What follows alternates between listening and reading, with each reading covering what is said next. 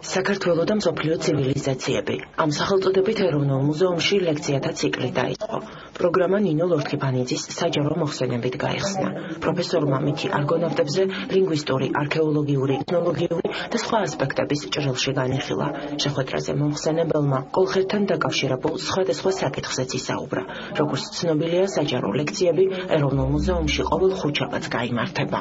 ძალიან გვიხარია, რომ ჩვენ დავიწყეთ ესეთი ციკლი, რომელიც ყოველ ხუთშაბათს იმართება ჩვენს აუდიტორიაში, სადაც ეროვნული მუზეუმის მეცნიერ თანამშრომლები გამოვლენ და უახლესი მიღწევების შესახებ, ასევე თავიანთი ნაშრომების შესახებ, პარტიკულირების შესახებ მიაწოდებენ ინფორმაციას საერთო ლექციების სახით, როგორც ახალგაზრდობას, ასევე დასრულ აუდიტორიას. შემთხვევით არ არის, რომ სწორედ ეს თემა ავირჩიეთ, რადგან მუზეუმს განსაკუთრებული როლი ნიჭება საქართველოს როგორც ოქროს აწმისის ქვეყნის წარმოდგენაში, რადგან სწორედ ეს არის ის ელემენტი, რითაც საქართველომ და ქართულმა კულტურამ დაიმკვიდრა საკუთარი ადგილი ევროპულ კულტურაში და ევროპულ ცივილიზაციაში.